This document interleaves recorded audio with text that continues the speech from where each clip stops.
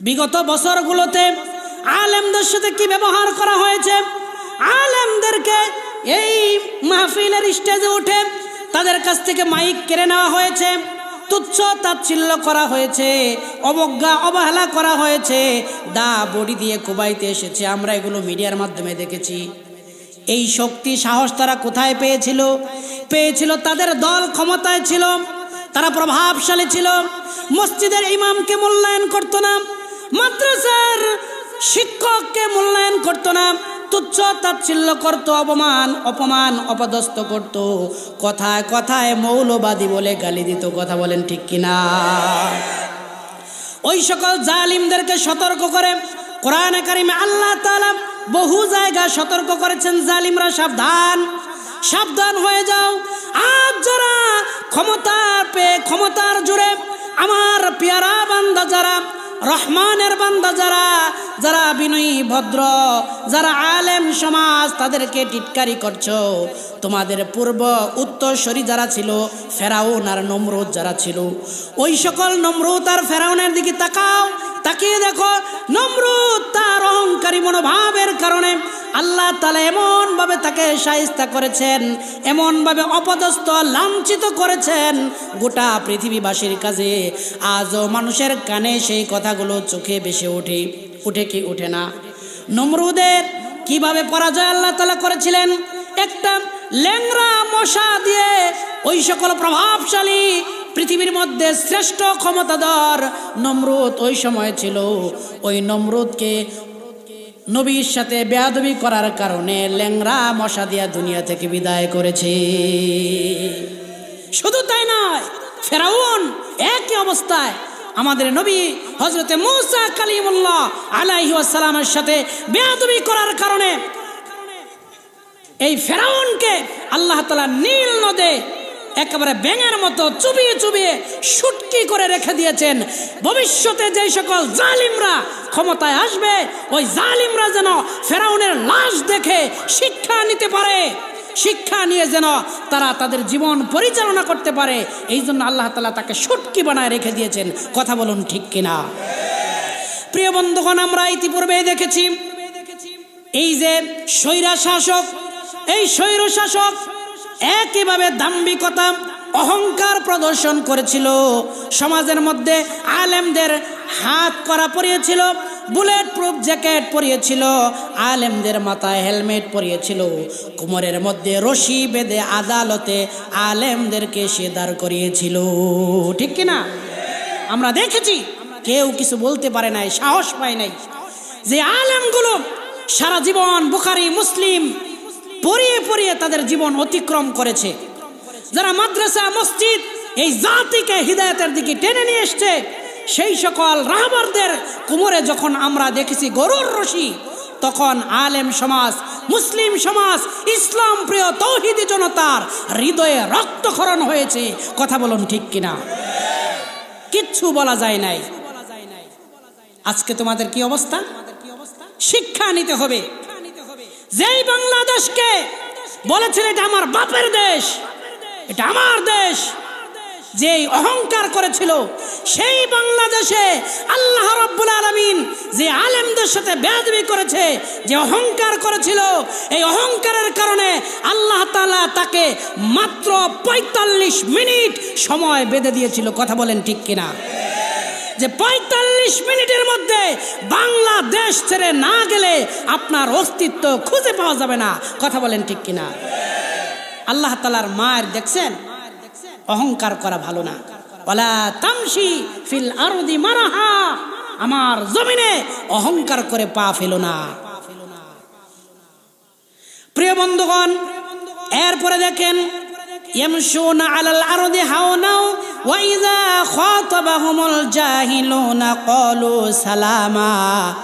যখন জাহেলরা আলেমদেরকে এইভাবে কটূক্তি করে, আল্লাহ তাআলা বলেছেন ওই সকল পেয়ারা বান্দারা তখন ওই জাহেলদের সাথে তর্কে জড়ায় পড়ে না, বরং তারা সালাম বলে তাদের থেকে পাশ কেটে চলে যায়। কারণ জাহেলদের সাথে চাপা করে তর্ক বিতর্ক করে বিজি হওয়া যায় না। এজন্য আল্লাহ শিক্ষা দিয়েছেন তোমরা যারা আমার প্রিয় বান্দা হবা তোমরা ওই জাহিলদের সাথে তর্ক করো না। জাহেল বলতে আল্লাহ তাআলা এখানে মূর্খ বলেন নাই। এই জাহেল মানে হচ্ছে কোরআন হাদিস ইসলাম পরকাল আল্লাহ রসুল থেকে তারা বিমুখ। তারা অনেক বড় বড় ডক্টরেট ডিগ্রি করেছে, অনেক উচ্চ শিক্ষিত, তাদেরকে আল্লাহ জাহিল বলেছেন। এখানে জাহিল বলতে একেবারে অক্ষর জ্ঞানহীন না। জাহেল হচ্ছে তারা যারা উচ্চ ডিগ্রিধারী হওয়ার পরেও কোরআন সুন্নাহ অনুযায়ী নিজেদের জীবন পরিচালনা করে না, তাদেরকে আল্লাহ তাআলা এখানে জাহেল বলেছে। প্রিয় বন্ধুগণ, এরপরে আল্লাহ তাআলা পরের আয়াতে বলেছেন ওয়াইযা ওয়াল্লাযীনা ইয়াবিতুনা লিরাব্বিহিম সুজ্জাদাও ওয়া কিয়ামা। ওয়াল্লাযীনা ইয়াবিতুনা লিরাব্বিহিম সুজ্জাদাও ওয়া কিয়ামা। মুমিনদের দুইটা গুণ আমি বর্ণনা করেছি। এক নম্বর কি, জমিনে যখন চলবে অহংকার করে চলবে না, অত্যন্ত নম্র ভদ্র সাথে চলাফেরা করবে। দুই নম্বর হচ্ছে জাহিলরা যখন টিটকারি করবে, অবজ্ঞা করবে, অবহেলা করবে, তখন তাদের সাথে তর্কে জড়াবে না, বরং তাদেরকে বলবে সালামা, তোমাদের প্রতি আল্লাহর শান্তি বর্ষিত হোক, এই কথা বলে পাশ কেটে চলে যাবে। তিন নম্বর গুণ হচ্ছে ওয়াল্লাযীনা ইয়াবিতুনা লিরাব্বিহিম সুজ্জাদাও ওয়া কিয়ামা। আল্লাহ তাআলার বান্দা যারা হবে দিনের বেলায় সারা দিন ব্যাপী ইসলামের জন্য কাজ করবে, নিজের সংসার পরিচালনার জন্য কাজ করবে। আর এই মানুষগুলোই যখন রাত হয়ে যাবে, রাতের বেলায় তখন তারা দাঁড়িয়ে দাঁড়িয়ে আল্লাহ তাআলার সামনে দাঁড়িয়ে সালাত আদায় করার মাধ্যমে তারা রাত অতিক্রম করে দিবে। বলুন সুবহানাল্লাহ। ওয়াল্লাযীনা ইয়াবিতুনা লিরাব্বিহিম সুজ্জাদাও ওয়া কিয়ামা। তারা কি করবে? তারা রাতের বেলায় নামাজের মধ্যে দাঁড়িয়ে যাবে, নামাজের মধ্যে দাঁড়িয়ে দাঁড়িয়ে কিয়াম করবে আর সেজদা করে করে রাত পার করবে। আল্লাহ তাআলার সামনে দাঁড়িয়ে সারেন্ডার করবে যে আল্লাহ আপনিই তো আমাদের রব, আপনিই তো আমাদের সব, আপনার কাছে আমরা বারবার ফিরে আসি, আপনার কাছেই ফিরে আসি। এইভাবে করে তারা রাত কাটিয়ে দিবে। ওয়াল্লাযীনা ইয়াবিতুনা লিরাব্বিহিম সুজ্জাদাও ওয়া কিয়ামা।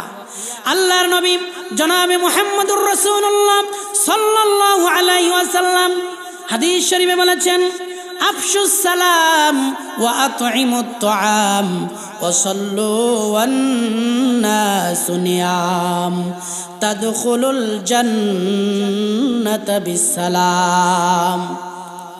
আল্লাহর নবী বলেছেন ও আমার উম্মতেরা, আফশুস সালাম, ব্যাপকভাবে তোমরা সালামের প্রচলন করো, দেখা হলেই সালাম দাও। আফশুস সালাম ওয়া আতঈমুত তুআম, আর তোমরা অনাহারীকে খাবার দাও, খাদ্য খাওয়াও। এই খাদ্য খাওয়ানোর মধ্যে অনেক কল্যাণ আছে। আর যখন রাত হয়ে যাবে, রাতের বেলায় মানুষ যখন ঘুমায়া যায়, সব মানুষ যখন ঘুমের মধ্যে থাকে, আমার বান্দা যারা হবে তারা নামাজের মধ্যে যায়, নামাজে দাঁড়ায় দাঁড়ায় কিয়াম করবে, রুকু করবে, সেজদা করবে, আর বলবে আল্লাহ তাআলা পরের আয়াতে বলেছেন ওয়াল্লাযীনা ইয়াকুলুনা রব্বানা সরিফ আন্না আযাব জাহান্নাম ইন্না আযাবাহা কানা গরামা। আল্লাহ রাব্বুল আলামিন বলেছেন আমার ওই সকল বান্দারা নামাজ আদায় করবে আর সাজদা দিবে, কিরাত করবে, কিয়াম করবে, আর আমার কাছে বলবে রব্বানা শরীফ আন্না আযাব জাহান্নাম, ও আমাদের রব, ও আমাদের প্রতিপালক, ও আমাদের মালিক, আমাদেরকে জাহান্নামের আগুন থেকে বাঁচায় দেন, জাহান্নাম থেকে আমাদেরকে রক্ষা করেন। ওই জাহান্নাম থেকে আমরা বাঁচতে চাই, যেই জাহান্নামের ইন্ধন হবে মানুষ আর পাথর। নাউজুবিল্লাহ। মুমিন আল্লাহর সামনে দাঁড়িয়ে যখন মানুষ ঘুমাবে, তখন দাঁড়িয়ে দাঁড়িয়ে আল্লাহকে বলবে আল্লাহ, হে আমাদের রব, হে আমাদের প্রতিপালক, আমরা জাহান্নাম থেকে বাঁচতে চাই, আমাকে জাহান্নাম থেকে পরিত্রাণ দেন, জাহান্নাম থেকে বাঁচান, হেফাজত করুন, আপনি আমাকে আপনার বান্দা হিসেবে আমাকে কবুল করুন। এইভাবে রহমানের বান্দা যারা হবে তারা আল্লাহর কাছে রাত ভোরে আল্লাহর কাছে দোয়া করতে থাকবে। এরপরে আল্লাহ তাআলা বলেছেন ইন্না আযাবাহা কানা গরামা। কেমন জাহান্নাম? জাহান্নাম সেই জাহান্নাম, নিশ্চয় জাহান্নামের আযাব অবিচ্ছিন্ন নিরবিচ্ছিন্ন একটানা আযাব দিতেই থাকবে। আচ্ছা ঠিক আছে ঠিক আছে। যেই জাহান্নামের ইন্ধন হবে মানুষ আর পাথর। আর আল্লাহ বললেন এমন শাস্তি জাহান্নামে দেওয়া হবে, ইন্না আযাবাহা কানা গরামা, নিশ্চয় জাহান্নামের শাস্তি হচ্ছে কি নিরবিচ্ছিন্ন। শাস্তি চলবে, বন্ধ হয়ে যাবে এমন না, চলতেই থাকবে, চলমান থাকবে। আর এই জাহান্নামীদের মধ্যে দুইটা শ্রেণীতে ভাগ হবে। এক শ্রেণী হবে চিরস্থায়ীভাবে জাহান্নামী, যারা কাফের অবস্থায় কবরে যাবে, তারা আর জাহান্নাম থেকে কখনো উঠে আসতে পারবে না, চিরস্থায়ীভাবে জাহান্নাম। আর এক শ্রেণী হবে আমরা যারা ইমানদার, ইমান নিয়ে কবরে যাব, কিন্তু আমরা পাপ করেছি, অন্যায় করেছি, তওবা ছাড়া কবরে গিয়েছি, আল্লাহ তাআলার ক্ষমা ছাড়া কবরে গিয়েছি, কিন্তু আমাদের ইমান আছে, আমল আছে, আবার সাথে কি আছে, পাপও আছে। এদেরকে আল্লাহ তাআলা জাহান্নামে দিবেন। কিন্তু একটা সময় আল্লাহ তাআলা এই জাহান্নাম থেকে এই সকল ইমানদারদেরকে হাত ধরে এইভাবে দুই হাত দিয়ে চৌল দিয়ে কেচে তারপরে উঠাবেন। আমরা যেমন ভাত এইভাবে মোড়ায় খাই না, প্লেট থেকে খুব কেচে কেচে খাই না সুন্দর করে, হাদিসে এসেছে আল্লাহ রাসূল বলেছেন যে আল্লাহ তাআলা জাহান্নামের ভিতরে এরকম ভাবে কাইসা তারপরে উঠাবেন, উঠিয়ে তারপরে নহরের মধ্যে চুবাবেন, সুন্দর রুষ্ট পিষ্ট চাঁদের মতো চেহারা হয়ে যাবে। এরপরে আল্লাহ ক্ষমা করবে, যা এবার জান্নাতে চলে যায়। বলুন সুবহানাল্লাহ। তবে কি থাকতে হবে? ঈমান থাকতে হবে, শিরিক মুক্ত থাকতে হবে। প্রিয় বন্ধুগণ, এরপরে আল্লাহ তাআলা আরো ব্যাখ্যা করেছেন, ইন্নাহা সাআত মুস্তাকাররা ওয়া মুকামা। আল্লাহু আকবার। ইন্নাহা সাআত, এটা কেমন জাহান্নাম? নিশ্চয় জাহান্নামের শাস্তি অত্যন্ত ভয়ঙ্কর। কতই না মন্দ সেই আযাব, কতই না নিকৃষ্ট সেটা আযাব, শাস্তি। ইন্নাহা সাআত মুস্তাকাররা ওয়া মুকামা, সেই নিকৃষ্ট আবাসস্থল, বসবাসের জায়গা কতই না খারাপ, কতই না মন্দ। আল্লাহ তাআলা এটার ব্যাখ্যা অনেক জায়গায় কোরআনে কারিমে দিয়েছেন, আল্লাহ রাসূল দিয়েছেন। আমি সেই দিকে গেলে সময় পাবো না। তবে এই কথাগুলো কে বলবেন? আল্লাহর বান্দা যারা জায়নামাজে দাঁড়িয়ে রাতের বেলায় আল্লাহর কাছে এইভাবে মোনাজাত করবেন যে এই নিকৃষ্ট শাস্তির আবাসস্থল থেকে আল্লাহ আমাকে আপনি পরিত্রাণ দেন। এইভাবে আল্লাযীনা ইয়াবিতুনা লিরাব্বিহিম সুজ্জাদা ওয়া কিয়ামা, তারা রাত কাটিয়ে দিবে আল্লাহর সামনে কান্নাকাটি করে। বলুন সুবহানাল্লাহ। এরপরে মুমিনদের আরেকটা বৈশিষ্ট্য আল্লাহ রাব্বুল আলামিন বলেন, ওয়াল্লাযীনা ইযা আনফাকু লাম ইউসরিফু ওয়া লাম ইয়াকতুরু ওয়া কানা বাইনা যালিকা কাওয়ামা। আল্লাহ তাআলা বলেন, মুমিন যারা হবে, রহমানের বান্দা যারা হবে, অত্যন্ত বিচক্ষণ হবে, বুদ্ধিমত্তার সাথে তাদের জীবন পরিচালনা করবে। যখন তারা ব্যয় করবে, ওয়াল্লাযীনা ইযা আনফাকু, যখন তারা ব্যয় করবে, যা রোজগার করবে, সব রোজগার, সব আয়টা তারা ব্যয় করবে না। কিছু আয় রেখে দিবে, কিছু আয় দান করবে, সদকা করবে, পরকালের জন্য জমা রাখবে। সবটাই দুনিয়ার জন্য তারা খরচ করবে না। ইযা আনফাকু, যখন ব্যয় করবেন, লাম ইউসরিফু, অপচয় করবে না, অপচয় করা যাবে না। আমরা যারা ইমানদার মুত্তাকি বান্দা হতে চাই, রহমানের গোলাম হতে চাই, আমরা বেতন পাই 10,000 টাকা, 20,000 টাকা অথবা 50,000 টাকা, এই সব টাকা আমরা আছে বলেই খরচ করব না। আল্লাহ তাআলা ইমানদারদেরকে এটা সতর্ক করলেন, সাবধান, সব খরচ করবে না। লাম ইউসরিফু, সব খরচ করবে না, অপচয় করবে না, প্রয়োজন বোধে খরচ করবে, কিন্তু একটা পয়সাও যেন অপচয় না হয়। ইন্নাল মুবাযযিরিনা কানু ইখওয়ানাশ শায়াতিন, নিশ্চয় অপচয়কারী কি? শয়তানের ভাই। আল্লাহ রাব্বুল আলামিন জানালেন, ওয়ালাম ইয়াকতুরু وكان بين ذلك قواما। হুজুর এসে গেছে, আমি শেষ করব, আমাকে 45 পর্যন্ত সময় দেওয়া হয়েছে। আমি এই সময়ের মধ্যে ইনশাআল্লাহ এই কথাগুলো শর্ট করে বলে শেষ করব ইনশাআল্লাহ। প্রিয় বন্ধুগণ, আল্লাহ রাব্বুল আলামিন জানালেন, একদিকে দেখেন ভারসাম্য কি, আল্লাহ তাআলার নসিহা কত সুন্দর। আল্লাহ বললেন লাম ইউসরিফু, অপচয় করবে না, ওয়ালাম ইয়াকতুরু, অপচয় যেমন করবে না আবার কৃপণতাও করবে না। যারা রহমানের বান্দা, কৃপণ বলতে তাদের মধ্যে কোনো শব্দ নাই, তারা কৃপণ হবে না, অপচয়কারী হবে না, যা প্রয়োজন তা ব্যয় করবে, কার্পণ্য করবে না।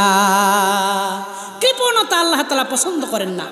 কৃপণ ব্যক্তি জান্নাতের গন্ধও পাবে না, বলুন নাউজুবিল্লাহ। কৃপণ আল্লাহর জান্নাত থেকে বহু দূরে থাকবে আর জাহান্নামের কাছাকাছি থাকবে। প্রিয় বন্ধুগণ, এজন্য মুমিনদের এই বৈশিষ্ট্যগুলো মনে রাখতে হবে। এরপরে আল্লাহ তাআলা আবার শিক্ষা দিয়েছেন, ওয়া কানা বাইনা যালিকা কওয়ামা। কৃপণতা এবং অপচয় এই দুইটার মাঝামাঝি অত্যন্ত হিকমা অবলম্বন করে, মধ্যম পন্থা অবলম্বন করে মুমিন তার জীবন পরিচালনা করবে। এরপর আল্লাহ তাআলা বলেছেন, ওয়াল্লাযীনা লা ইয়াদউনা মা'আল্লাহি ইলাহান আখারা ওয়া লা ইয়াকতুলুনান নাফসাল্লাতী হারামাল্লাহু ইল্লা বিল হাক্কি ওয়া লা ইয়াজনুন। আল্লাহ তাআলা বলেছেন, যারা আমার বান্দা হবে, রহমানের গোলাম যারা হবে, তারা কখনোই লা ইয়াদউনা মা'আল্লাহ, লা ইয়াদউনা মা'আল্লাহ, আল্লাহ ছাড়া, আল্লাহর সাথে অন্য কাউকে কোনো অবস্থাতে তারা ডাকে না। লা ইয়াদউনা মা'আল্লাহি ইলাহান আখার, আল্লাহ ছাড়া আর কাউকেই আল্লাহর সমকক্ষ বলে ডাক দিবে না। অর্থাৎ এই আয়াত দ্বারা আল্লাহ তাআলা বুঝিয়েছেন, আল্লাহর বান্দা যারা, রহমানের গোলাম যারা, তারা কখনোই শিরিকের সাথে সংযুক্ত হবে না। শিরিক হচ্ছে যত গুনাহ আছে সবচাইতে জঘন্যতম, একবার নিকৃষ্ট মানের হাই কোয়ালিটির গুনাহ হচ্ছে শিরক। শিরকের গুনাহ আল্লাহ তাআলা কখনো ক্ষমা করেন না। যেই ব্যক্তি যাররা পরিমাণ শিরিক নিয়ে তওবা ছাড়া কবরে যাবে, ওই ব্যক্তি আর জাহান্নাম থেকে ফিরে আসতে পারবে না। আল্লাহ কোরআনে বলছেন, শিরিক যদি তোমার জীবনে থাকে, শিরিক মিশ্রিত ইবাদত নিয়ে কবরে গেলে সে আর ফিরে আসতে পারবে না। এই জন্য প্রতিনিয়ত আমরা আল্লাহ তাআলার কাছে শিরিক মুক্ত জীবন যাপন করার জন্য আল্লাহর কাছে দোয়া করতে হবে, আল্লাহ আমাকে শিরিক মুক্ত জীবন যাপন করার তৌফিক দান করেন। গুনাহ আল্লাহ ক্ষমা করবেন, অন্য সব গুনাহ আল্লাহ ইচ্ছা করলেই ক্ষমা করবেন, কিন্তু শিরকের গুনাহ আল্লাহ তওবা ছাড়া ক্ষমা করেন না। সাবধান থাকতে হবে। জান্নাতে যাওয়ার জন্য অন্যতম বাধা হচ্ছে শিরক। শিরক এত জঘন্য অপরাধ। আর হচ্ছে বান্দার হক নষ্ট করা, বান্দার হক নষ্ট করা। বান্দার হক যদি নষ্ট করা হয় আমার দ্বারা, আমার বোনের সম্পদ, ফুফুর সম্পদ, এরপরে অন্যান্য ওয়ারিসদের সম্পদ মেরে টাকা পয়সা, দোকান বাকি, এই সেই করে কারো সম্পদ যদি আমার জীবনে চলে আসে, আমার পেটে চলে যায়, তাহলে এই ব্যক্তি এই অবস্থায় যদি এইগুলো পরিশোধ না করে কবরে যায়, তাহলে ওই ব্যক্তির জন্য আল্লাহর কাছে কোনো ক্ষমা নাই, যতক্ষণ না হকদারের হক ফেরত দেওয়া হয়। প্রিয় বন্ধুগণ, আল্লাহ তাআলা বলছেন, আল্লাহর সাথে কাউকে ডাকা যাবে না। এখন তো আমাদের সমাজে ডাকার হিড়িক পড়ে গেছে। আমরা আল্লাহর সাথে পীর বাবাকেও ডাকি, গাজা বাবাকেও ডাকি, ন্যাংটা বাবাকেও ডাকি, মাজারেও যাই, বিভিন্ন জায়গায় আমরা ডাকাডাকি করি। বাচ্চা হয় না তখন চিন্তা করে যাও অমুক পীরের মাজারে যাও, ওইখানে গেলে সেজদা দিলে, কিছু চাইলে ওই পীরের উসিলায় তোমার বাচ্চা হয়ে যাবে। এমন আছে না? নাই আছে না? আছে, বহু আছে। আপনারা বিভিন্ন বড় বড় মাজারগুলোতে যান, দেখেন মানুষ অজ্ঞতাবশত সেজদা করতেছে, ওইখানে দাঁড়ায় দাঁড়ায় কবর সামনে নিয়ে কান্নাকাটি করতেছে, চোখের পানি ছাড়ছে। নাউজুবিল্লাহ, এগুলো ডাইরেক্ট শিরক। এই শিরক থেকে আল্লাহ তাআলা আমাদেরকে হেফাজত করুক। এরপর আল্লাহ বলছেন ওয়ালা ইয়াকতুলুনান নাফসাল্লাতী হারামাল্লাহু ইল্লা বিল হক। আল্লাহ তাআলা যাদেরকে হত্যা করা হারাম করেছেন, ন্যায়সঙ্গত কারণ ছাড়া কোনো মানুষকে হত্যা করা যাবে না। অন্যায়ভাবে রাগের বশবর্তী হয়ে অথবা দলের বিরুদ্ধে হওয়ার কারণে মানুষকে হত্যা করা যাবে না, আল্লাহ সম্পূর্ণ নিষেধ করেছেন। আমাদের সমাজে আমি এই যে কালকেও দেখলাম খবরের মধ্যে যে ছেলে তার মাকে হত্যা করে টুকরা টুকরা করে ফ্রিজে ভর্তি করেছে। বলুন নাউজুবিল্লাহ। চিন্তা করা যায়, যেই মায়ের ঘরে মায়ের পেটে জন্ম নিয়েছে, মায়ের দুধ খেয়ে বড় হয়েছে, ওই মাকে হত্যা করে টুকরা টুকরা করে ফ্রিজে ভরেছে একটি স্টুডেন্ট। এটা কি চিন্তা করা যায়? ওয়ালা ইয়াকতুলুনান নাফসাল্লাতী হারামাল্লাহু ইল্লা বিল হক। অন্যায়ভাবে কাউকে হত্যা করা যাবে না। কি সমাজে আমরা এসেছি, কি সমাজে বাস করছি। আজকে ভাই ভাইকে হত্যা করতেছে, বাবা সন্তানকে হত্যা করছে, সন্তান বাবাকে হত্যা করছে, মাকে হত্যা করছে, বোনকে হত্যা করছে। একবারে ছোট্ট ছোট্ট কারণে যেই ছেলেটি মাকে হত্যা করেছে, আমরা দেখলাম এই খবরের কাগজে মিডিয়ার মাধ্যমে যে কি জন্য সে প্রেম করেছিল, প্রেমে মা বাধা দিয়েছিল, টাকা পয়সা ঠিকমতো দেয় না, চাইলে এই জন্য হত্যা করেছে। নাউজুবিল্লাহ। চিন্তা করেছেন? আল্লাহু আকবার। আল্লাহ তাআলা আমাদের এগুলো থেকে বাঁচার তৌফিক দান করুন, আমিন। প্রিয় বন্ধুগণ, এরপরে আল্লাহ তাআলা বলেছেন ওয়ালা ইয়াজনুন। প্রতিবেশী নারীর সাথে জেনা করা যাবে না, অর্থাৎ প্রতিবেশীর সাথে জেনার কাজটা বেশি হয়। কোনো জায়গায় জেনা করা যাবে না। কোনো জায়গায় করা যাবে? কোনো জায়গায় করা যাবে না। ওয়ালা ইয়াজনুন। জেনা হচ্ছে জঘন্য পাপ, এত নিকৃষ্ট পাপ এই জেনা। এটার নাম শুনলেই মানুষ থুতু দেয়। থুতু দেয় কিনা? ওয়ালা তাকরাবু জিনা। জিনার ধারে কাছেও যাওয়া যাবে না। আর জিনা কিভাবে হয়? এক নাম্বার জিনা হচ্ছে চোখের জিনা, দুই নাম্বার হচ্ছে অন্তরের জিনা, এরপরে হাতের জিনা, এরপরে শরীরের অঙ্গ প্রত্যঙ্গের দ্বারা জিনা। এই জেনা ব্যভিচারের যেন আমরা ধারে কাছে না যাই, অশ্লীলতার ধারে যেন না যাই, এই ব্যাপারে আমাদেরকে সতর্ক থাকতে হবে। আজকে এই মোবাইল ফোনের মাধ্যমে, ইন্টারনেটের যুগে সহজলভ্য হয়ে গেছে জেনা ব্যভিচার। আজকে আমাদের তরুণ প্রজন্মগুলো, তরুণ সমাজ, ছাত্র ছাত্রী, যুবকরা আজকে জেনা ব্যভিচার একবারে যেন হাতের মোয়া, এটা কোনো পাপ না, মেলামেশা করতেছে, একবারে চলাফেরা করতেছে, ছেলে মেয়ে হ্যান্ডশেক করতেছে, গালের সাথে গাল মিলাচ্ছে। সমাজটা ধ্বংসের সমাজে পরিণত হয়েছে। আল্লাহ তাআলা আমাদের মুসলিম সমাজকে এই সকল পাপাচার থেকে বাঁচাক, বলুন আমিন। আর জোরে বলুন আমিন। আল্লাহ তাআলা বলেন ওয়ামান ইয়াফআল যালিকা ইয়ালকা আসামা।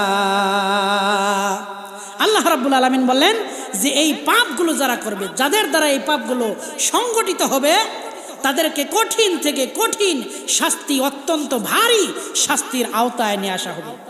মারাত্মক শাস্তি দেওয়া হবে, কঠিন শাস্তি দেওয়া হবে। সম্মানিত হাজরিন, আমার সম্মানিত বড় ভাই, অত্যন্ত ভালো আলোচক, নামি দামি আলোচক, তাদের কথা শোনার জন্য আমরাও বসে থাকি। আমি যে টুঠাপাটা কথাগুলো বললাম, আল্লাহ তাআলা আমাদের এই কথাগুলো মেনে বুঝে আমল করার তৌফিক দান করুন, আমিন।